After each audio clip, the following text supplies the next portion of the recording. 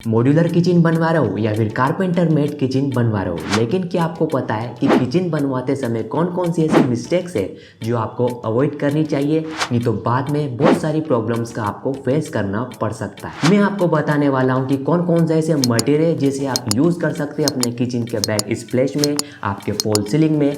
जैसे कि आप अपने किचन के बैक स्प्लैश वाली वॉल पर टाइल यूज़ कर सकते हैं, ग्रेनाइट यूज़ कर सकते हैं, क्वार्ट्ज यूज़ कर सकते हैं। और एक और ऐसा मटेरियल होता है, बहुत ही लग्जरी मटेरियल होता है, जिसके बारे में आपको वीडियो में एंड में बताने वाला हूँ। सेम फॉल सीलिंग में भी बहुत सारी टाइप की फॉल सीलिंग आप किचन में करवा सकते हो। Wooden fall ceiling, POP fall ceiling, gypsum fall ceiling, PVC fall ceiling.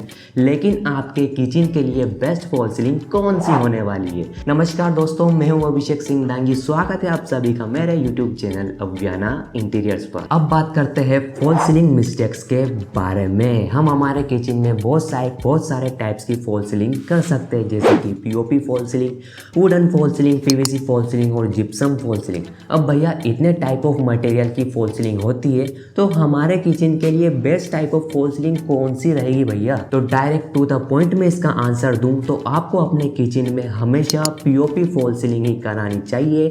POP fall ceiling के साथ ही जाना चाहिए, क्योंकि पीओपी फॉल सीलिंग कराने के काफी सारे फायदे होते हैं। तो सबसे पहला फायदा, ये आपके किचन का जो हीट होता है, टेम्परेचर होता है, उसे 2 से 3% रिड्यूस करने में काफ़ी हेल्प करती है। सेकंड फायदा इसका ये होता है कि ये फायर रिडार्टेंट नहीं होती है, क्योंकि हमारे किचन में फायर का काम, गैस का काम अधिकतर होता रहता है, तो ये फायर रिडार्टेंट होती है।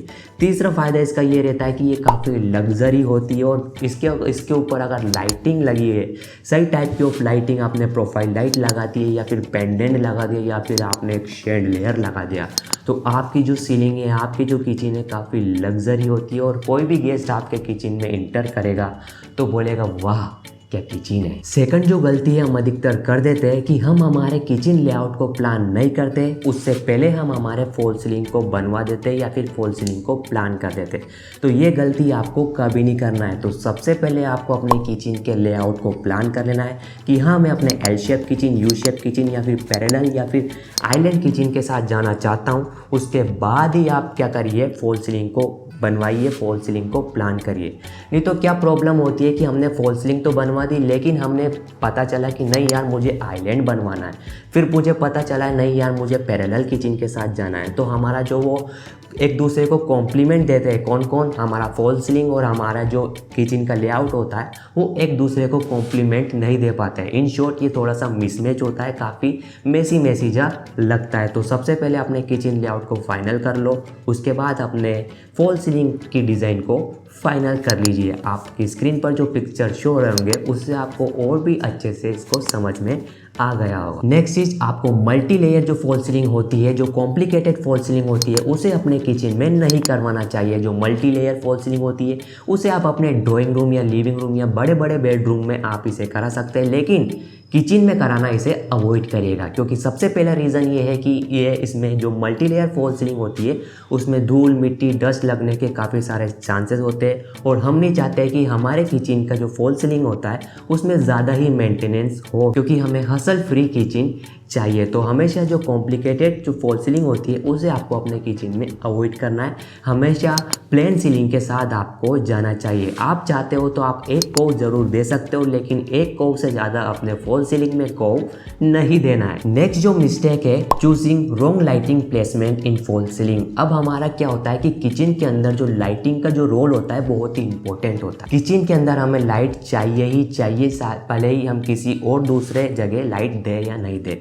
तो सबसे पहली चीज़, हमारे सीलिंग में हम प्रॉपर लाइटिंग देना है। प्रॉपर लाइटिंग कैसे दे सकते हैं? बहुत सारे टाइप की लाइट्स होती है भैया। सबसे पहले तो आपको एसएमडी लाइट देनी है, जिससे क्या होता है कि हमारा जो पूरा किचन होता है वो वेल लीट अप हो जाता है, अच्छा सा उसमें उजाला भर देता है। सेकंड, कुछ आपको हाईलाइट करना है, कोई से कैबिनेट्स अगर आपको हाईलाइट करना है तो उसके ऊपर, या फिर किचन में आपने एक ऐसी वॉल तैयार कर रखी है जिसमें आपने ज़्यादा खर्च कर रखा है, उसके ऊपर आपको क्या करना है, सीओबी लाइट दे सकते हो। सीओबी लाइट क्या होती है कि एक जगह एक चीज़ पर वो फोकस करती है, लेकिन जो एसएमडी लाइट होती है वो आपको पूरे एरिया को लीटअप करने में काफ़ी हेल्प करती है। तो सबसे पहले एसएमडी लाइट का भी आपको यूज़ करना है, और उस जगह जहाँ पर आपको एक जगह फोकस करना होता है उस जगह आपको सीओबी लाइट, या फिर दूसरा ऑप्शन ट्रैक लाइट भी आप उसमें दे सकते हो। ट्रैक लाइट अगर आपने सीलिंग में 2 ट्रैक लाइट दे दी और नीचे बहुत ही अच्छी वॉल पेंटिंग कर दी ना आपने, तो आपका किचन बहुत ही लग्जरी लगेगा भाई, और जो भी गेस्ट आएगा वो बोलेगा वाह क्या किचन है। तो इस बात का आपको ध्यान रखना है। नेक्स्ट चीज़, आप प्रोफाइल लाइट का भी यूज़ कर सकते हैं अपने किचन में। अगर आपका थोड़ा बड़ा किचन है तो डेफिनेटली आप प्रोफाइल लाइट का यूज़ कर सकते हैं, ठीक है। नेक्स्ट, आप आपने जो कैबिनेट्स बनाए या फिर मॉड्यूलर किचन बनवाए या कारपेंटर किचन बनवाया, फ़र्क नहीं पड़ता है, जो आपने अपर कैबिनेट्स बनवाए उसके नीचे आपको क्या करना है, एक प्रोफाइल लाइट की पट्टी घुमा देनी है। और अपर कैबिनेट्स के ऊपर भी आप चाहो तो एक प्रोफाइल लाइट की पट्टी घुमा देनी है, वाइट कलर की या फिर वॉर्म कलर की आपको पट्टी घुमा देनी है।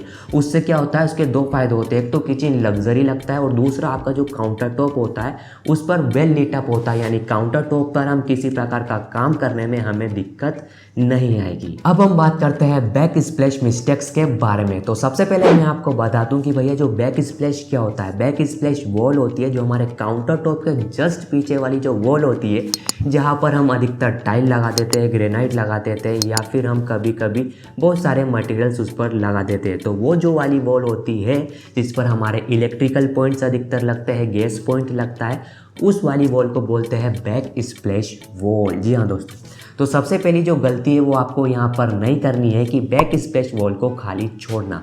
आपको कभी भी बैक स्प्लैश वॉल को खाली नहीं छोड़ना है, क्योंकि अगर आपने एक बार खाली छोड़ दी, सिर्फ उसके ऊपर पीओपी पनी पुट्टी या पेंट करा कर आपने खाली छोड़ दी, बाद में सीपेज की प्रॉब्लम उसके ऊपर मिल सकता है, पपड़ी बनने की प्रॉब्लम्स उसके ऊपर दिख सकती है। और अधिकतर हमारे किचन में बहुत सारे काम होता है, सब्जियों का काम होता है, हीट का काम होता है। हमने कभी चाय बनाई तो चाय उबल गई, चाय की जो भाप होती है वो हमारे डायरेक्टली जो बैक स्प्लैश वाली वॉल होती है उसके ऊपर जाकर लग जाती है।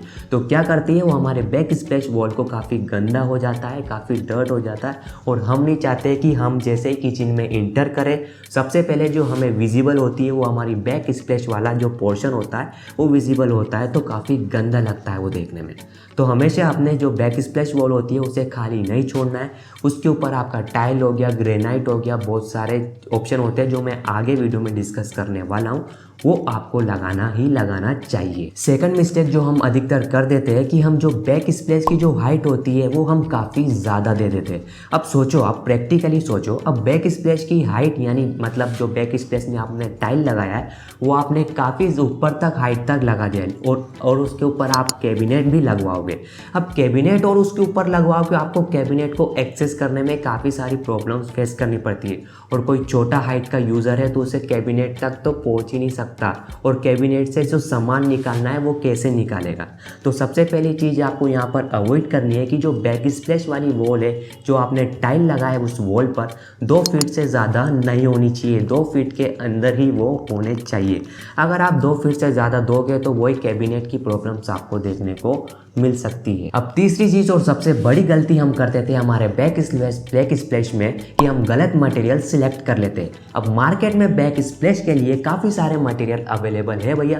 सबसे पहले तो टाइल हो गया, टाइल तो एवरग्रीन मटेरियल है, वर्सेटाइल मटेरियल है, आप इसे यूज़ कर सकते हो, और अधिकतर आपने घरों में जो टाइल होता है वही यूज़ करते हुए देखा होगा। इसमें काफ़ी सारे टाइप के वेरियस डिज़ाइंस के टाइल्स, वेरियस पैटर्न्स के टाइल्स आपको मार्केट में अवेलेबल मिल जाते हैं। अगर आपका बजट टाइल का है तो आप टाइल डेफिनेटली लगा सकते हैं। लेकिन आजकल आप क्या हो गया, हाइलाइटर्स भी आपको मार्केट में मिले।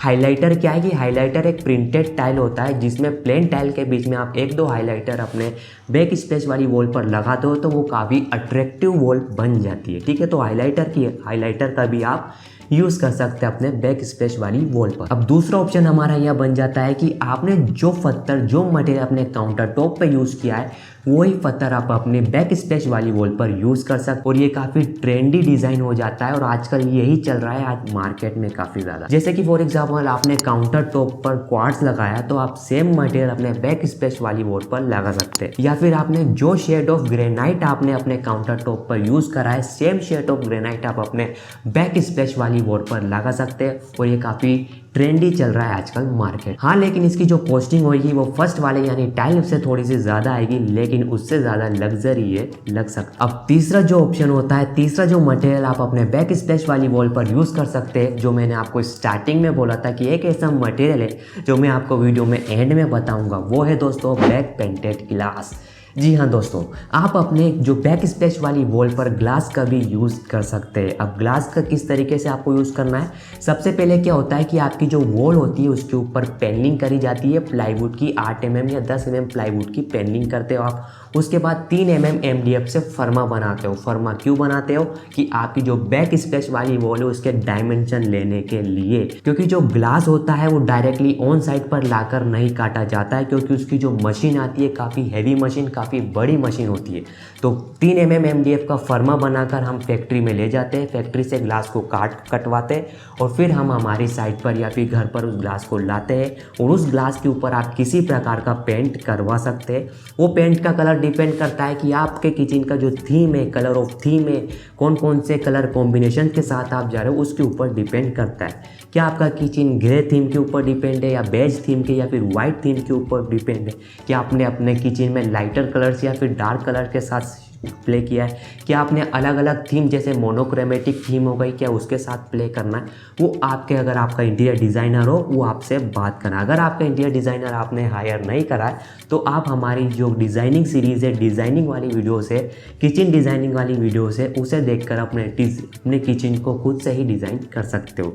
चलिए पॉइंट पे चलते हैं कि बैक पेंटेड ग्लास पे आप किसी प्रकार का पेंट करवा सकते हैं और डायरेक्टली आपका जो प्लाईवुड की जो पैनलिंग होती है उस पर आप सिलिकॉन की मदद से इंस्टॉल उसे कर सकते हैं और ये देखने में दोस्तों काफ़ी लग्जरी लगता है। कॉस्टिंग बहुत ही एक्सपेंसिव होती है इसकी, 350 रुपये पर स्क्वायर फीट से लेके 500 रुपये 550 रुपये पर स्क्वायर फीट तक भी इसकी कॉस्टिंग जाती है। डिपेंड करता है कि आप उसमें किस तरीके का ग्लास यूज़ कर रहे हो, किस तरीके का प्लाईवुड आप उसमें यूज़ कर रहे हो। और अगर आपका जो किचन है वो बहुत ही छोटा है, उसका जो स्पेस है बहुत ही छोटा है, तो उसमें आप ये बैक पेंटेड ग्लास यूज़ कर सकते हैं। अगर आप उसमें ये ग्लास यूज़ करेंगे तो आपका जो स्पेस है काफ़ी ज़्यादा बड़ा स्पेस आपको लगेगा। तो मैं हमेशा छोटे किचन में यही बैक पेंटेड ग्लास हमेशा रिकमेंड करता हूँ। नेक्स्ट जो गलती हम अधिकतर करते थे, हम नहीं करते थे, हमारा जो मिस्त्री होता है जो बैक स्प्लैश वाली टाइल लगा रहा है वो अधिकतर ये गलती कर देता है, क्योंकि हमारे बैक स्प्लैश वाली जो वॉल पर काफ़ी सारे पॉइंट्स दिए रखे होते हैं। इलेक्ट्रिकल पॉइंट्स हो गया, प्लम्बिंग पॉइंट्स हो गया, गैस पॉइंट हो गया, बहुत सारे पॉइंट्स हमारे बैक स्प्लैश वाली वॉल पर ही दिए रखे होते हैं। तो वो टाइल को लगाते लगाते क्या करता है, उस वॉल को भी बंद कर देता है, मतलब उस पॉइंट के ऊपर भी टाइल लगा देता है। फिर बाद में हमें क्या करना पड़ता है, उस पॉइंट को ढूंढना पड़ता है। भैया वो इलेक्ट्रिकल पॉइंट हमें रेफ्रिजरेटर के लिए दिया था, वो तो भैया मिस्त्री ने पैक ही कर दिया।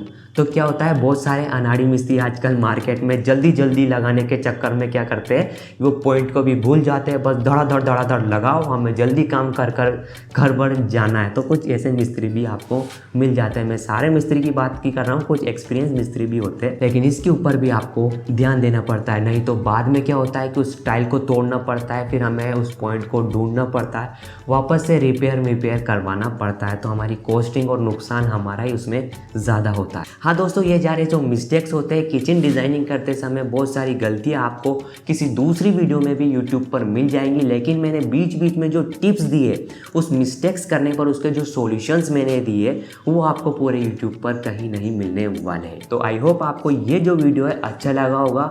मिलता हूँ आपसे किसी अगली वीडियो में किसी अगले धमाकेदार टॉपिक के साथ। तब तक के लिए खुश रहिएगा, खुशियाँ बांटते रहिएगा। जय हिंद, जय भारत, वंदे मातरम, जय श्री राम।